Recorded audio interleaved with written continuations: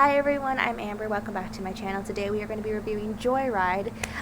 It's a movie about two best friends and two other individuals. That one is one of the girl's cousins and the other one is her best friend from college. And they go on this epic adventure in Beijing trying to get to, I believe it's Korea. Well, they try to find one of the friend's birth mother because she's a lawyer and she's trying to make a deal, and she ends up being like stuck in this predicament where she has to find her birth mother to be able to like show this individual in Beijing that she's trying to close the deal with that she is close to her Asian roots.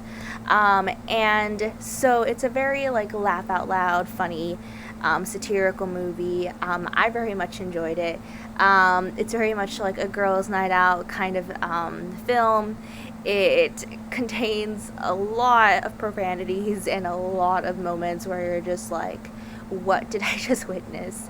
It's very much an adult movie. I very much enjoyed it. There are moments that made me cringe though, as usually these movies make me do so, but all in all I think it was a very funny movie. I do think though at times they took it a little too far, like there was jokes about like racism and also all these ideas and stereotypes about adoptions, Asian culture, so it was just a lot of like snarky comments about that, stereotypical kind of jokes on that. But like it was a very feel-good movie in that it was kind of like a coming-of-age story during like a midlife crisis. She was like in her 30s. It starts off where one of the individuals is adopted and she makes friends with the other young girl. They're both Chinese. At least she thinks that she's Chinese, the adopted individual, or their parents think that she's Chinese because she got they adopted her from China, but turns out her mother is Korean and she was sent to China to have the child like in secret, and so they are the only two Chinese individuals within this town, coincidentally named like White Falls or something like that. It's very on the nose with that.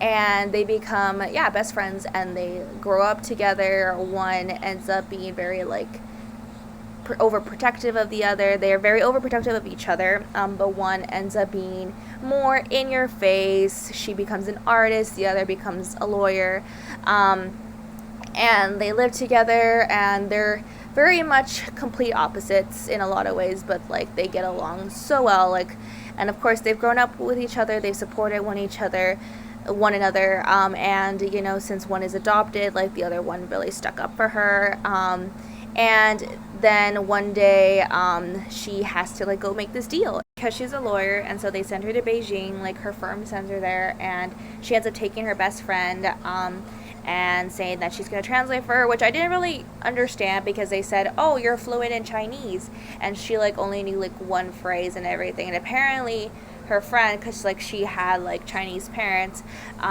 she's fluent, but then she also enlists like her best friend who's an actress to like translate for her, and then the two best friends don't get along, but they also have like a lot in common, and all these like individuals, all these girls end up being like, we discover part of, or at least experimenting with other sexes, and they seem very confident and very okay with that, and not just like that it was a one and done type of thing, but then also saying that like they just kind of like did it in college, so it's one of those, but they end up all kind of becoming friends in the end. The artist's cousin ends up coming, and very much like the odd one out.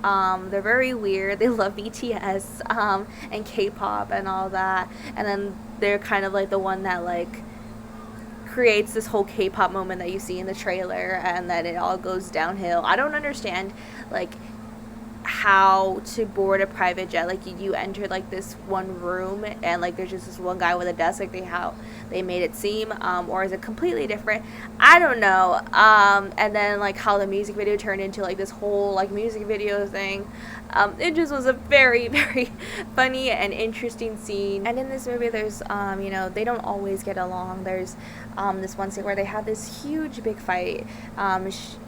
The main individual, she loses her job as a lawyer and everything. She gets fired because of the scandalous video of the K-pop video that they end up doing, and like then she ends up finding that her birth mom is dead, and she meets her birth mom's husband, and then she sees a video about like her addressing her and saying that she loves her. She never even met her, but it's like that love that she had for her daughter, and she finds out that her friends basically like let this husband know like to be at the grave that day so that way he can meet her, and she ends up realizing that like how big and how much her friends love her and how big their friendship is, and then all is forgiven, and they end up being a group of 4 best friends. And so it's really a movie about friendship as well. There were just so many like moments where I was just like laughing so hard because I'm just like, what? And then like the instances where they were like trying too hard, like those were just like the ones where I was just like, okay. And then there's ones where like they didn't try too hard and it was very genuine, and I was just like, oh, I feel this. It was one of those movies I think that just hit the mark with that. It tried to be obviously this very funny thing, but I think it did a very good job of hitting what the plot was meant to do and be a really good feel-good movie that was supposed to resonate with individuals in a lot of different ways, whether it had to be with their parents immigrating here from China and then dealing with the kind of being in a place that wasn't your home and learning the customs and everything and very much assimilating to that or not wanting to assimilate to that, being adopted, ideas of friendship, and I think they tackled those ideas very well. And I just loved each of the characters in like their own unique ways, and they were all very similar in a lot of ways and also all very different, and I thoroughly enjoyed this movie. And of course, like, it touches on like very serious topics and stereotypes and ideas of racism, like I said. So there's not a lot of these movies out there. Like with some cultures and ethnicities, like we have made so much of these movies. Like there's tons of movies about like Hispanic families and such. Not so much on ideals coming from Chinese culture or even like bringing to light, like I think these movies, they really like bring to light just how crazy and like insane these stereotypes are and why they are stereotypes and how that's not really how it is, and that's why they're kind of like poking fun at them. But of course with poking fun you have to be very careful,